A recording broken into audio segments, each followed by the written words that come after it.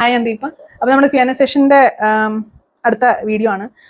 അപ്പോൾ ഇതിൽ എസ്തർ ചോദിച്ചേക്കുന്ന ക്വസ്റ്റ്യൻ ആണ്. ഇതെന്റെ this is my thinking and I am asking you. ദീപയുടെ ഹസ്ബൻഡ് ഒരു ഡിസ്റ്റർബൻസും ഇല്ലാതെ ഫ്രീ ആയി ഏൺ ചെയ്യുമായിരിക്കാം. പക്ഷെ ദീപയെ പോലെ ഞാനും ഏൺ ചെയ്യാൻ ഒരുപാട് തട്ടിയും മുട്ടിയും ഒക്കെ നോക്കി. But household work, taking care of children, ഇതുപോലെ കാര്യങ്ങൾ നമ്മുടെ തലയിൽ വീണുപോയി. So I couldn't earn much. The same way are you thinking? അങ്ങനെയാണോ? My husband is going forward and I couldn't. തട്ടിയും മുട്ടിയും ഒക്കെ നോക്കി. But household work. Is Deepa feeling down and jealous on your husband for freely doing his work without any pressure or disturbance? I'm looking forward for your point of view. Jealous ഒന്നും ഇല്ല കേട്ടാ. പിന്നെ ഞാൻ ഈ ഒരു കാര്യം ആലോചിക്കാറുണ്ട്, ഞാൻ ഇടയ്ക്കിടയ്ക്ക് പറയാറുണ്ട്. അതായത് നമുക്ക് ശരിയാണ് ഈ പറഞ്ഞ പോലെ സ്ത്രീകൾക്ക് എന്തെങ്കിലുമൊക്കെ ചെയ്യണമെങ്കിൽ നമ്മുടെ തലയ്ക്കകത്ത് വേറെ കുറേ സാധനങ്ങളുണ്ട്. നാളത്തേക്ക് ദോശക്കരിയിട്ടോ എന്നൊരു ചിന്ത ഓട്ടോമാറ്റിക്കലി നമ്മുടെ തലയിൽ വരും. പിന്നെ പിള്ളേരുടെ കാര്യങ്ങൾ നമുക്ക് എടുത്ത് ദൂരെ കളയാൻ പറ്റത്തില്ല. ഇപ്പം ഞാനിപ്പോൾ ഒരു വീഡിയോ ചെയ്യാനിരിക്കുവാണെങ്കിൽ ഞാൻ ആദ്യം രാവിലത്തെ അവരുടെ ഫുഡും കാര്യങ്ങളൊക്കെ ഉണ്ടാക്കി വെച്ചാൽ പോലും ഇവർ കഴിക്കുന്നുണ്ടോ? കാരണം ഇതുങ്ങളൊന്നും സമയത്തിന് കഴിക്കത്തില്ല. അപ്പം അത് നമ്മുടെ തലയിലാണ് നിൽക്കുന്നത്. അത് ഞാൻ എങ്ങനെയൊക്കെ ട്രാൻസ്ഫർ ചെയ്യാൻ നോക്കിയാലും നടക്കില്ല. മനസ്സിലായില്ലേ? അപ്പൊ നമ്മൾ അങ്ങനെ ഒരു ചിന്തയുണ്ട്. അത് ഞാൻ ഇടയ്ക്കിടയ്ക്ക് ഇവിടെ പറയാറുണ്ട്. എല്ലാവരും കൂടി ഇരിക്കുമ്പോഴത്തേക്ക് ഞാനത് ഘോരം പ്രസംഗിക്കാറുണ്ട്. പക്ഷെ അങ്ങനെ ജലസ് പാട്ടൊന്നും ഇല്ല. കാരണം പുള്ളിയുടെ പ്രഷർ നമ്മൾ നേരിട്ട് കാണുന്നതാണ്. അപ്പം ആ ഒരു പ്രഷറൊന്നും ഇല്ലാതെ നമ്മളിപ്പോൾ വളരെ സുഖമായിട്ട് ഇരിക്കുകയാണല്ലോ. സോ ഈ ഒരു പ്രഷറും കൂടെ നമ്മൾ അങ്ങോട്ട് കൊടുക്കണ്ട എന്നുള്ളതാണ്. പിന്നെ ഇതിന് ഞാൻ തൊട്ട് മുന്നത്തെ വീഡിയോയിൽ പറഞ്ഞ അതേ കാര്യം തന്നെയാണ് എനിക്ക് പറയാനുള്ളത്. നമ്മളുടെ ഈ ഒരു ജനറേഷൻ, ഓക്കെ, നമ്മുടെ ജനറേഷൻ എന്നുള്ളതല്ല, ഇനി അടുത്തടുത്തുള്ള ജനറേഷനും കുറച്ചും കൂടെ സെൽഫ് അവെയർ ആയില്ലെങ്കിൽ ഇത് ഇങ്ങനെ തന്നെ ആയിരിക്കും ലൈഫ് പോകാൻ പോകുന്നത്. അതായത് ഇപ്പൊ കുറച്ച് അവെയർ ആയിട്ടുള്ള പിള്ളേരാണ് ഞാൻ കെട്ടുന്നില്ല എന്ന് തീരുമാനിക്കുന്നത്. കൂടുതലും പെൺകുട്ടികളാണ്. മനസ്സിലായില്ലേ? അപ്പൊ നമ്മളൊക്കെ കല്യാണം കഴിച്ച സമയത്ത്, ഞാൻ ഇപ്പോഴും വീണ്ടും പറയുന്നത്, എനിക്കറിയത്തില്ല ഇത് എങ്ങനെ പറഞ്ഞു വരും എന്നുള്ളത്. നമ്മളൊക്കെ കല്യാണം കഴിച്ചിരുന്ന സമയത്ത് നമ്മുടെ അജണ്ടയിലൊന്നും ഇല്ലാതിരുന്ന ഒരു കാര്യമാണ് ഈ വീട്ടു ജോലിയും പിള്ളേരുടെ ഉത്തരവാദിത്വം. ഒന്നും നമ്മൾ ആൻറ്റിസിപ്പേറ്റ് ചെയ്തിരുന്നില്ല എന്നുള്ളതാണ് എനിക്ക് മനസ്സിലാവുന്ന കാര്യം. ഞാൻ ചെയ്തിട്ടില്ല. ഞാൻ വിചാരിച്ചു ഓക്കെ, എനിക്ക് ജോലിയുണ്ട്, പാർട്ട്ണറിനും ജോലിയുണ്ട്, നമ്മൾ അങ്ങനെ അങ്ങ് പോകുന്നു, ആ വഴിക്ക് പിള്ളേരാകുന്നു, എങ്ങനെയെങ്കിലൊക്കെ തട്ടിമുട്ടി അങ്ങ് പോകും എന്നുള്ളതാണ്. പക്ഷെ ആ കറക്റ്റ് മറ്റേ നടുക്കടലിൽ ഇറങ്ങി നിൽക്കുമ്പോഴാണ് നമുക്ക് ഓക്കെ ഇതിങ്ങനെയല്ല, അല്ലെങ്കിൽ ഇതിന് നമ്മൾ ആരെങ്കിലും ഒരാൾ എന്തെങ്കിലും ഒരു തീരുമാനം ആക്കണം എന്നുള്ളത്. അതൊരു കാര്യം. പിന്നെ നമ്മളെയൊക്കെ ട്രെയിൻ ചെയ്ത് വെച്ചേക്കുന്ന ഒരു രീതിയുണ്ട്. അത് പെൺകുട്ടികളെ ട്രെയിൻ ചെയ്തേക്കുന്നത് നിങ്ങൾ വീട്ടിൽ പോവുക, നിങ്ങളുടെ ഹസ്ബൻഡിനെ നോക്കുക, നിങ്ങളുടെ വീട്ടിൽ കാര്യങ്ങളൊക്കെ നിങ്ങൾ തന്നെ നോക്കണം എന്ന് ട്രെയിനിങ് അവിടെ കിടപ്പുണ്ട്. അത് നമുക്കും ഒരു ഗിൽറ്റ് ഫീലിംഗ് ആണ് അതിൽ നിന്നൊന്ന് മാറി നടക്കാനായിട്ട്. സെയിം വേ ഈ ആണുങ്ങളെയും പഠിപ്പിച്ചു വെച്ചേക്കുന്ന കുറെ ട്രെയിനിങ് ഉണ്ട്. നീ വീട്ടിലെ ജോലിയൊന്നും ചെയ്യേണ്ട ആവശ്യമൊന്നുമില്ല, അല്ലെങ്കിൽ അവരെ ട്രെയിൻ ചെയ്യിച്ചിട്ടേ ഇല്ല. നിങ്ങൾ പിള്ളേരുടെ കാര്യങ്ങൾ നോക്കണം, അല്ലെങ്കിൽ പിള്ളേരുടെ കാര്യത്തിൽ കുറച്ചും കൂടെ കുറച്ച് ടൈം സ്പെൻഡ് ചെയ്യണം. അത് അവരായിട്ട് ഇപ്പൊ ചെയ്യുന്ന ആണുങ്ങളുണ്ടെങ്കിൽ അത് അവരായിട്ട് അവരുടെ ചൈൽഡ്ഹുഡിൽ അവർ കണ്ടതോ അല്ലെങ്കിൽ അവർക്ക് കിട്ടാത്തതോ ആയിട്ടുള്ള കാര്യങ്ങൾ അവർ തന്നെ റിയലൈസ് ചെയ്ത് ചെയ്യുന്ന ആൾക്കാരാണ് കൂടുതലും. എൻ്റെ അപ്പൻ എനിക്ക് ഇങ്ങനെ കൂടുതൽ കളിച്ചിട്ടൊന്നുമില്ല. അതുകൊണ്ട് ഞാൻ എൻ്റെ മക്കളെ കുറച്ച് കെയർ ചെയ്യും എന്ന് കരുതി ചെയ്യുന്ന ആൾക്കാര്, അല്ലെങ്കിൽ എൻ്റെ അമ്മ കഷ്ടപ്പെടുന്നത് എൻ്റെ അപ്പൻ അത്ര ശ്രദ്ധിക്കാത്തത് ഞാൻ കണ്ടു വളർന്നതുകൊണ്ട് എൻ്റെ ഭാര്യനെ ഞാൻ കഷ്ടപ്പെടുത്തൂല. അപ്പം അങ്ങനെ ഒരു അവയർനെസ് ഉള്ള ആൾക്കാരാണ് കുറച്ചും കൂടെ മയത്തില്, അല്ലെങ്കിൽ കുറച്ചും കൂടെ ഓപ്പൺ ഫോർ ചേഞ്ച്, നമ്മൾ മാറാം, നമ്മൾക്കിങ്ങനെ ചെയ്യാം എന്ന് ചിന്തിക്കുന്നത്. പക്ഷെ ട്രഡീഷണലി കുറേ കാര്യങ്ങൾ ഇതൊന്നും പറഞ്ഞിട്ടില്ല, അല്ലെങ്കിൽ ഇതിനെപ്പറ്റി ഒരു ഡിസ്കഷൻ പോലും വീട്ടിൽ നടത്താത്ത, അല്ലെങ്കിൽ വീട്ടിൽ നടക്കുന്ന കാര്യങ്ങൾ പകുതിയും അറിയാത്ത ആൾക്കാരാണ് മുന്നോട്ട് വന്നു കഴിയുമ്പോൾ അതിനകത്തൊരു ചേഞ്ചും കാര്യങ്ങളൊന്നും ഇല്ലാതെ മുന്നോട്ട് പോകുന്നത്. അപ്പൊ അങ്ങനെയുള്ളൊരു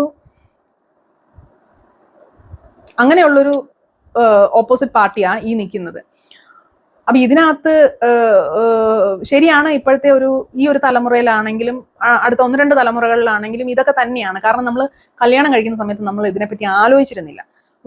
പിന്നെ വൺസ് നമ്മൾ ഇതിലേക്ക് കടന്നതിന്റെ പ്രാക്ടിക്കൽ ലൈഫിലേക്ക് എത്തുമ്പോഴാണ് നമ്മൾ നോക്കുമ്പോൾ ഓക്കെ, കുട്ടികളെ നോക്കണമെങ്കിൽ ഒന്നെങ്കിൽ ജോലിക്കാരിനെ വെക്കണം, അല്ലെങ്കിൽ നമ്മുടെ പാരന്റ്സ് ആരെങ്കിലും കൂടെ കാണണം, അതും അല്ലെങ്കിൽ നമ്മുടെ ജോലി നമ്മൾ നമ്മുടെ ജോലി നമ്മൾ ഒന്ന് അഡ്ജസ്റ്റ് ചെയ്യണം, സാക്രിഫൈസ് ചെയ്യണം. ഒത്തിരി പ്രയോറിറ്റീസ് അതിനകത്ത് വന്നും പോയൊക്കെ ഇരിക്കുന്നുണ്ട്. പലർക്കും ഒരു ഫീമെയിലിനെ ഒരു അമ്മേനെ സംബന്ധിച്ചിടത്തോളം കൂടുതൽ നമ്മൾ നമ്മുടെ മക്കളോട് ഒരു ഇത് വരുമ്പോഴത്തേക്ക് നമ്മൾ അതിനകത്ത് ഓക്കെ ഒരു വിട്ടുവീഴ്ച ചെയ്ത്, ശരിയാണ് ഈ പറയുന്ന പോലെ ഇപ്പം നമ്മൾ IT ഫീൽഡിലുള്ള ആൾക്കാരാ, എനിക്കറിയാവുന്നത് എൻ്റെ ഹസ്ബൻഡും IT ഫീൽഡിലാണ്. അപ്പം പുള്ളിക്ക് ഒരു മൈക്രോ ലേണിംഗ് എന്ന് പറയുന്ന ഒരു പ്രോസസ്സ് ഏത് നേരം എന്തെങ്കിലുമൊക്കെ പഠിച്ചുകൊണ്ടിരിക്കും. കാരണം അല്ലാണ്ട് നമുക്ക് ഈ IT ഫീൽഡിൽ നിൽക്കാനൊക്കത്തില്ല. പക്ഷെ ലേഡീസിനെ സംബന്ധിച്ചിടത്തോളം അങ്ങനെ നിൽക്കുക എന്ന് പറയുമ്പം ഒരു സപ്പോർട്ട് സിസ്റ്റം ഇല്ലാണ്ട് ചെയ്യാൻ പറ്റത്തില്ല. ഇപ്പം ഹസ്ബൻഡ് വേണമെന്നില്ല, ഒരു ജോലിക്കാരി ആവട്ടെ, അല്ലെങ്കിൽ ഏതെങ്കിലും ഒരു പേരന്റ് ആവട്ടെ, അല്ലെങ്കിൽ അടുത്ത ആരെങ്കിലും ബന്ധുക്കളാവട്ടെ, എന്തെങ്കിലും ഇല്ലാതെ നമുക്ക് പിള്ളേരെ ഒറ്റയ്ക്ക് വളർത്തിക്കൊണ്ട് വരിക എന്ന് പറയുന്നത് ഭയങ്കര ബുദ്ധിമുട്ടുള്ളൊരു കാര്യമാണ്. അപ്പം പക്ഷെ അതുകൊണ്ട് നമ്മളിങ്ങനെ പെട്ടുപോയെന്ന് പറഞ്ഞു കഴിഞ്ഞാൽ നമ്മൾ അറിഞ്ഞുകൊണ്ട് പെട്ടുപോയത് തന്നെയാണല്ലോ, നമ്മൾ അറിയാതെ വന്നതല്ല. അറിയാതെ വന്നതല്ല എന്ന് വെച്ചാൽ നമ്മൾ അവെയർ അല്ലായിരുന്നു ഇങ്ങനെ ഒരു സംഭവം ഉണ്ട് എന്നുള്ളത്. പക്ഷെ ഇങ്ങനെ അവെയർ ആയിട്ടുള്ള ആൾക്കാരുണ്ടല്ലോ, അവരാണ് ഇപ്പം കല്യാണം കഴിക്കുന്നില്ല എന്ന് തീരുമാനിക്കുന്നത്. കാരണം അവർക്ക് ബുദ്ധിയുണ്ട്.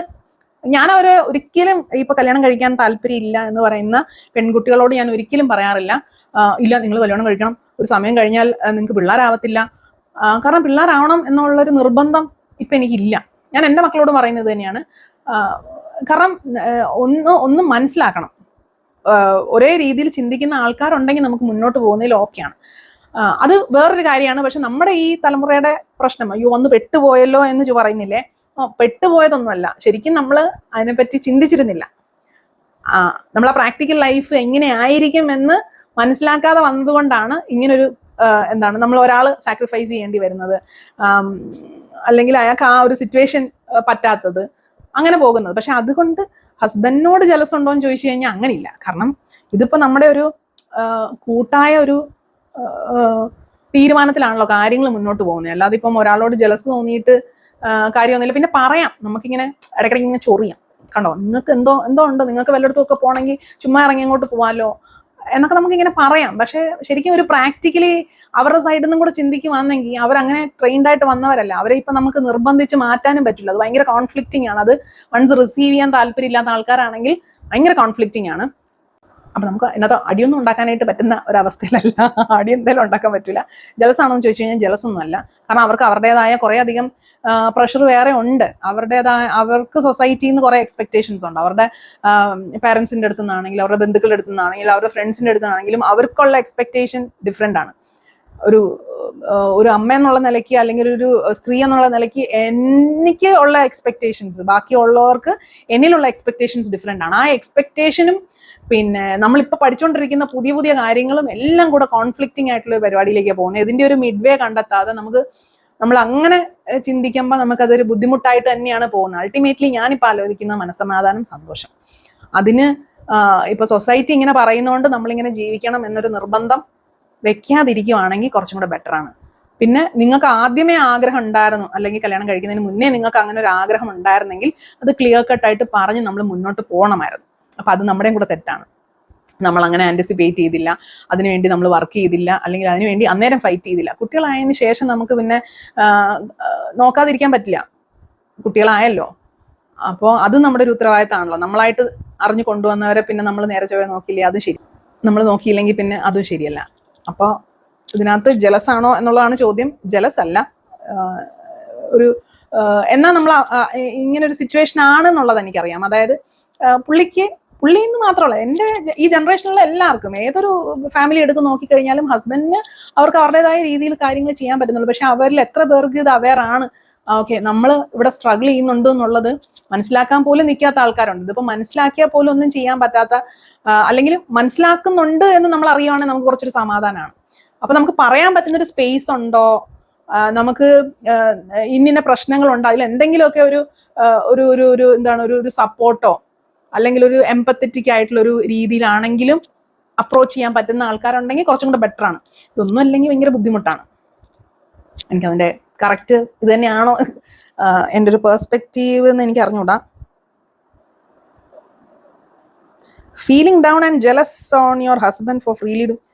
ജലസ് അല്ല, ഫീലിംഗ് ഡൗൺ ആണോ എന്ന് ചോദിച്ചു കഴിഞ്ഞാൽ ഓക്കെ, ഇങ്ങനെ ഒരു സിസ്റ്റത്തിലേക്ക് എത്തിച്ചേർന്നതിൽ ഇടയ്ക്കിടയ്ക്ക് ഡൗൺ ആയി പോകാറുണ്ട്. പിന്നെ നമ്മൾ ആലോചിക്കും, ഇത് നമ്മൾ എപ്പോഴും, ഞാനിപ്പം മനസ്സിലാക്കുന്നത് എപ്പോഴും നമ്മൾ വേറൊരു കമ്പാരിസൺ വെക്കുമ്പോഴാണ് നമുക്ക് സന്തോഷം ഇല്ലാത്തത്. അല്ലെങ്കിൽ എൻ്റെ ലൈഫിൽ എനിക്ക് പിള്ളേർ വേണമെന്നുണ്ടായിരുന്നു, പിള്ളേരെ വൃത്തിയായിട്ട് ഒരു കറക്റ്റ് ഒരു പാത്തിലേക്ക് അവരെ നയിക്കണമെന്നുണ്ടായിരുന്നു. അത് ചിലപ്പോൾ ഞാൻ ജോലിക്ക് പോവുകയാണെങ്കിൽ എനിക്ക് ആ പ്രഷറും എല്ലാം വെച്ചിട്ട് എനിക്ക് ഇവർക്ക് വേണ്ടുന്ന ഒരു ഇമോഷണൽ സപ്പോർട്ടൊന്നും കൊടുക്കാൻ പറ്റിയില്ല എന്ന് വരും. അപ്പൊ എന്തായാലും ഇമോഷണൽ അവൈലബിലിറ്റി അല്ലെങ്കിൽ ഇമോഷണൽ സപ്പോർട്ട് എന്ന് പറയുന്നത് അത് ഇപ്പൊ എൻ്റെ ഒരു പാർട്ട്ണർക്ക് കൊടുക്കാൻ പറ്റുന്ന ഒരു കാര്യമല്ല എന്ന് വ്യക്തമായിട്ട് എനിക്കൊരു ധാരണ ഉണ്ടെങ്കിൽ പിന്നെ ഞാനാണല്ലോ അത് കൊടുക്കണ്ടേ. അപ്പൊ അത് വൃത്തിയായിട്ട് ചെയ്യാൻ പറ്റുക എന്ന് പറയുന്നതും ഒരിത് തന്നെയാണ്. അപ്പം പക്ഷെ സൊസൈറ്റി പറയുന്നത് എന്താണ്, നമ്മൾ ഫിനാൻഷ്യലി ഇതായിരിക്കണം, നമ്മുടെ കരിയറിൽ നമ്മൾ ഇതായിരിക്കണം. നമ്മളൊരു ഫാമിലി ലൈഫിലോട്ടും എൻ്റർ ചെയ്തു, നമുക്ക് കുറേ അധികം റെസ്പോൺസിബിലിറ്റീസ് ഉണ്ട്. അതൊരു പാർട്ട്ണർഷിപ്പാണ്. ആ പാർട്ട്ണർഷിപ്പിൽ ഇപ്പം നമ്മളൊരു ബിസിനസ് ചെയ്യുന്നു, ആ ഒരു ബിസിനസ്സിലെ പാർട്ട്ണർഷിപ്പിൽ ചിലപ്പോൾ ഒരാൾ ഫിനാൻസ് ആയിരിക്കും നോക്കുന്നത്, ഒരാൾ നോക്കുന്നത് അസറ്റ് മാനേജ്മെന്റ് ആയിരിക്കും, വേറൊരാൾ നോക്കുന്നതിന്റെ മാർക്കറ്റിംഗ് ആയിരിക്കും. നമുക്ക് ഒരിക്കലും മറ്റേയാളുടെ റോള് വളരെ അത് ശരിയല്ല എന്ന് നമുക്ക് പറയാൻ പറ്റത്തില്ല. കാരണം ഇവർ 3 പേരും അവരുടേതായ പാർട്ട് എടുത്ത് ചെയ്യുന്നോണ്ടാണല്ലോ കാര്യങ്ങൾ മുന്നോട്ട് പോകുന്നത്. അപ്പം നമ്മളും ഒരു പാർട്ട്ണർഷിപ്പിലാണ് എൻ്റർ ചെയ്തേക്കുന്നത്. ഈ പാർട്ട്ണർഷിപ്പിൽ എനിക്ക് കഴിവുള്ള കേസിലാണ് ഞാനിപ്പം എൻ്റർ ചെയ്തേക്കുന്നത്. അതുകൊണ്ട് എനിക്ക് ചില കാര്യങ്ങൾ, എനിക്ക് ആദ്യം ഉണ്ടായിരുന്ന കുറെ കാര്യങ്ങൾ എനിക്ക് ചെയ്യാൻ പറ്റാതായിപ്പോയി. അപ്പൊ അത് നമുക്ക് വേണമെങ്കിൽ ഡിസ്കസ് ചെയ്ത് നമുക്ക് കാമായിട്ട് സംസാരിച്ച് നമുക്ക് വേണമെങ്കിൽ ചെയ്യാം. പക്ഷെ എല്ലാം കൂടെ ഒരേപോലെ ചെയ്യുക ഒരു സൂപ്പർ പരിപാടി ഒന്നുമല്ല അത്. അപ്പൊ അതിൻ്റെതായ പ്രാക്ടിക്കാലിറ്റിയും എന്തുകൊണ്ട് ഇത് നടക്കുന്നില്ല എന്നുള്ളൊരു അവയർനെസ്സും ഒക്കെ കൃത്യമായിട്ടുണ്ടെങ്കിൽ നമ്മൾ ഇതിനകത്ത് ഇപ്പം ചെയ്യാൻ പറ്റാത്ത കാര്യങ്ങൾ നമുക്ക് ചെയ്യാൻ പറ്റുന്നില്ല. പക്ഷെ ഇനി നമുക്ക് വേണമെങ്കിൽ ചെയ്യാം.